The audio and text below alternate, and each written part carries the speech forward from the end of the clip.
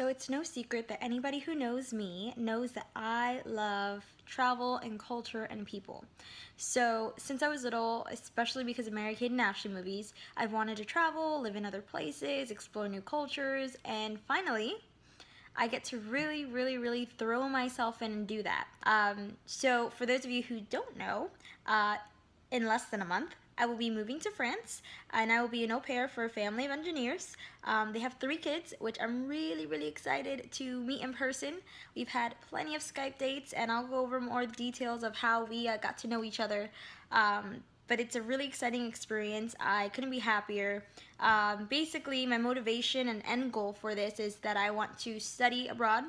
For the past 2 years, I've explored Spain and Germany, and for a lot of you that know, my boyfriend's French, so I've had a really good opportunity to really explore France and learn about the costs and the procedures and all that. So that's what basically led me to saying, hey, being an au pair is actually kind of perfect. So I decided on France, and I had an acquaintance, a friend who was in a sorority at FIU, and she did it for a year and a half, I believe, and I was able to watch her whole experience through Facebook and Instagram, and it was really cute to see her interact and her journeys and explorations. I looked into it about a year ago and I messaged her. She explained to me that there's a couple of ways you can go about it, whether it's knowing somebody who needs somebody, going through an agency. France is a really huge country that really does support au pairs really well. So they have a lot of agencies you can go to that are trusted. A more direct route. They do cost a little bit of money, but it's a lot more secure in a sense. And then our modern day online dating for au pairs. Which is the route I went, which can be a little bit scary, but you have to be smart about it. So I did mine with aupairworld.com, and I also had an account with Great Au Pair. I will say between the two, I really loved Au Pair World. It's a lot more transparent, it's a lot more of an easier interface, and there's a lot more details involved, and they have a lot more resources that I found that really helped make the process easier in the long run. I was pretty much dead set after my second long visit to France saying this is something I want. I love the French culture. People say French people are mean and they don't like foreigners and this and that. That is far from the truth. I mean, yes, you're gonna have instances, but I live in Miami and I have those instances here. I'm from New York and there's instances there. You have good and bad people everywhere. So yeah, you have the train workers who really don't want to deal with Americans, but you also have the nicest train workers who are like, oh, you don't speak French, let me help you, and then they'll sit with you and talk to you. How many times I've gotten lost in France and it's been a French person to really stop and use their knowledge of a second language to help me figure out a map. So I've had nothing but great experience in France. I was able this last visit to go ahead and walk around the towns that are student centers. Cité Université, that has the Sorbonne University, Polytechnic University. They have so many schools. They have so many programs that are centered not just for the French students, but for students around the world. It gives me goosebumps to say that it's a possibility that I can go to a school where some of the greatest writers who have influenced society and art and culture went to. I get emotional when it comes talking to that stuff because it's just, I love history and I love writing, and to be influenced by the same factors that influenced some of the greatest writers that came up with Notre Dame, that came up with Les Miserables, that so many things that I grew up with that have made me happy from experiencing them. It's just inspiring. You need to feel inspired to really go ahead and follow your dreams and your passion. So being in France inspires me. So how do you study in France? That has been the hardest thing to figure out. Majority of everything's in French. If they do have an English translation on the website, I feel like they use Google Translate and it's not the best. You can definitely tell a difference on the websites with the French version having endless amounts of information and the English just having a general basic information, so you're not getting as much, I feel, based on what I can see. So I did read that there is a language requirement. It's not severe, you don't need to be fluent, but they do want you to score level 2. And my French is, it's pretty basic. So what's a great way to go to another country, work on your language skills, live there, have a visa? You're not really going to be able to get a job without speaking French, so how can you work there? Well, au pair came back up. So in May, I made an account. Um, my goal is to go ahead and be an au pair for a year, take my language courses, and then once that's over, while I'm there on my free time, going to the Sorbonne, going to the Polytechnic universities, University of Paris, and talking to them in person about what my prospects are, what are the steps that I need to take, so that by the time my au pair visa is over, I can work towards my student visa. Au pair works and your profile on there. Within my first day, I got a couple of messages. I would read some and I'd be like, they seem nice, but it doesn't feel right. Like, follow your heart, follow your gut. Like, you're gonna know when it feels right. I found them basically as I was going through. People also go through yours, and I think I messaged them first because their profile was very similar to mine in the setup and organizational skills, the way like you organize everything. And I sent them a message with even more details. It was probably like a 3 or 4 paragraph essay about me and stuff, and they immediately respond like, "Oh my God, you're so detailed. We love it. Like, this is amazing. You sound so nice and so sweet and exactly what we want for our kids. And you're diverse. Like, yeah, you're American, but you also speak Spanish and you're Latin. Like, our kids would love that." And I love them because and this family, they lived in England for 7 years, so their English is really, really good. Their accents are so cute. Think French and British accent mixed in when they speak English, and it's the cutest thing ever. In 2 days, we decided to do a whole little WhatsApp video call, and they were really, really nice. Great family. They gave me a tour of their whole house already.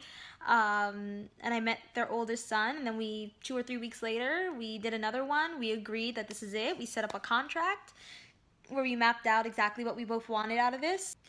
So, reason why I say I love Au Pair World is because they have so much information, like a step-by-step guide as to what you really need to do. So through there, they told us, work out your contract, all the files that I needed to have somebody translate. So it cost me like, I went with the lady. It was I think the hardest part about doing this was doing it such short notice. It was the perfect amount of time to get everything done, but because I didn't have time to play with, when I needed something, I needed it. So there was no playing around. It wasn't like I could shop around and do like, oh, let me compare these 20 different translators and their prices and how long it takes to do it. Like, no. I found some resources online. If you're from Miami or a place in the country that has a French consul, I know Miami's is for like Georgia, Alabama, us, and the Caribbean. They have a part of their paper that lists translators that are certified by the French government who can translate for you. Some people do by hour, some people do by document. My lady did it by document. It was pretty much like $30 per document. And the contract's very, very important. That's what literally outlines legally what you're obligated to do, what your rights are as an au pair in France, in the family. So regarding what happens if you get sick, what do they expect of you on a Monday through Friday, day-to-day basis? Do they expect you to work Saturdays and Sundays? Do they expect you to do this? What's your rights as that? I'm such an easygoing person, but I also had a really smart family who was also really caring about my well-being. But there's going to be times where some people aren't going to get those families. Not that they mean wrong, but that they're not going to have that open mind to like, we need to make sure our au pair feels comfortable. They're going to be thinking solely about themselves and their family. So you need to look out for you, Are they sentencing out a part in that contract that says, hey, how many days off are you going to get a week? Hey, what exactly are your job details? Are you going to be helping out with laundry and cooking and cleaning and shopping and basically being like a maid/nanny for the family? Or are you just going to be solely responsible for this kid's school environment and making sure that they get that language and cultural experience? So we worked that out. Luckily, we both agreed on exactly what I was doing, exactly what I was going to get paid as pocket money. What else is the family providing? Are they going to pay for your health insurance while you're over there? Because even though they do have universal health care, you're not really paying Social Security, so it's either you pay Social Security or your family does.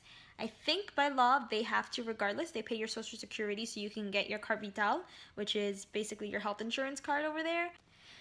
So after the contract, after translating the documents, once the family receives all that information and that's signed and done and perfected, they're going to go take it to the directee. I don't remember exactly what directee stands for, but it's basically the people who are going to approve you into getting your visa and coming to France as an au pair. So part of those requirements are having all those documents translated, the contract, and the enrollment into language school. So my family's responsibility while I was working on everything else was to make sure that the language school was taken care of. So we spent about a week to a week and a half looking into 3 or 4 language schools. The last thing you have to do before you submit to the Directee is write a handwritten note of intention. Why do you want to be an au pair? So I wrote it, scanned it, emailed it to my family. They went ahead and the next day or two went to the Directee, and within 4 days we had the approval. I need to apply for my visa. So now I needed copies of everything we gave to the Directee. I needed the originals of the Directee approval form and my language school enrollment. The payment, which honestly for visa, we as Americans are really, really lucky. We do not have to pay a lot. I went there. I was so nervous. I felt like I was going to like a courthouse to fight for my rights. And my luck was that all the paperwork of the originals was supposed to arrive 2 days before my appointment, didn't arrive in time. So I went there and I was like, here's all my paperwork. She starts going through it and I was like, so can I ask you a question? Because when I'm nervous, I put on like my 2-year-old child voice, like, Mom. She was like, yes, sweetie, go ahead. What's going on? And I was like, well, what had happened was I was supposed to get this and this 2 days before, but it's not here. I printed out a copy of it, but then the other one I don't have a copy of, so they need to request it. And like, there's no appointments. And that's another thing. Visa appointments in the summer are hell. Hell. I got so lucky to get my visa appointment. It was the only one in the middle of like an empty abyss. Like this whole month was booked, this whole month was booked, and this random day had one appointment. And the lady was so nice. And she was like, we're human, we get it. Just, you have 99% of your paperwork. When you get that paperwork, go ahead. We don't need the original. Just scan it and email it. So that night, I ended up getting all the paperwork that I was missing. So scanned it, emailed it, got the confirmation they were processing my passport, and I picked it up in a week. That's all I could think. I was like, the universe wants this. For a while, I had been thinking, like, I'm crazy. Why am I doing this so last minute? This is going to be the biggest mistake of my life. Like, no, I'm leaving my whole family, and so random, and my animals, my cat. Like, Kathy, you're crazy. Why are you doing this? And to see everything just work out at the end so effortlessly, biggest sigh of relief. You know, at 23 years old, sometimes it feels like, well, this is it. This is my life. And you just have to stop and think like to 2-3 years ago, not even to like last year when you were 22 or you were 21 or however old you are, just a year back, and how you felt the exact same way in a different situation, and then see how much you've changed. This is the time where we get to really see how exciting it is.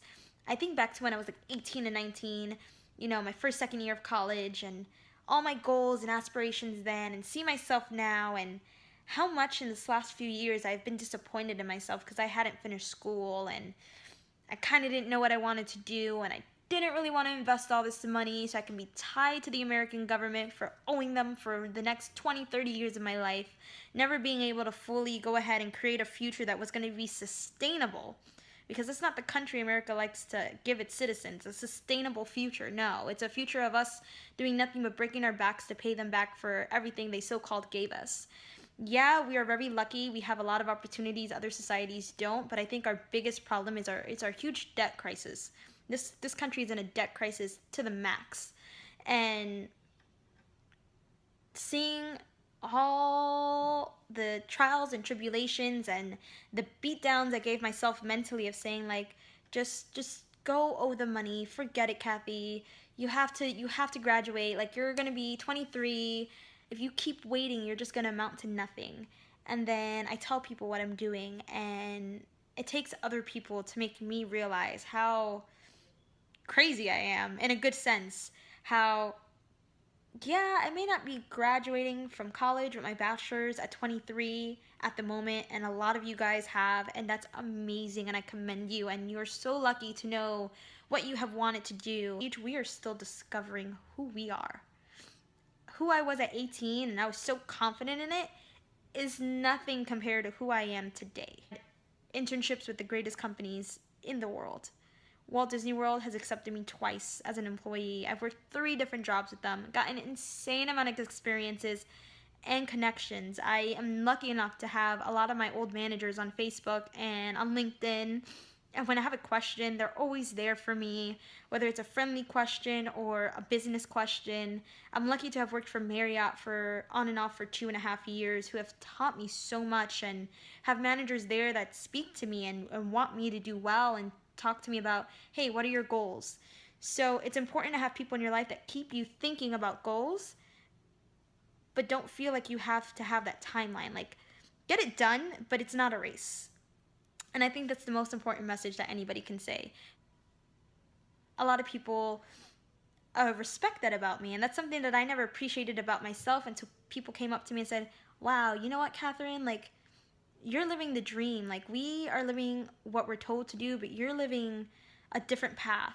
It's going to be an experience that a lot of people really don't get, and I'm really excited to go ahead and do that. And if anybody else wants to do that, I'm more than happy to help you, because when I started this journey, I was completely clueless. I was terrified. How was I going to tell my parents? How was my family going to take it? What am I going to do with my life here? You kind of sometimes feel like so tied down to this place that you're at, that you've been at. Life is so different for each one of us. We do not have to be cookie cutters. We do not have to go down the same path. But I'm so excited to be where I'm at today and to be independent and to feel the way I feel, finally have that confidence and sense of security that, you know what, in my own pace, I'm going to be somebody. I just want everybody to take advantage of this one life that we have. And that's what keeps me motivated. We have one life. That's it. So make the most of it. Never think that you are not worth anything. Never think that something is not attainable, because what's in here can get you anywhere that you want to go. Thank you guys for listening. I appreciate it. If you have any questions, just ask. I will be working on a blog post about the step-by-step guides on how to go ahead and be an au pair in a different country. Mostly France, because that's the one that I know. But if you have any questions, I'm here. Don't ever hesitate.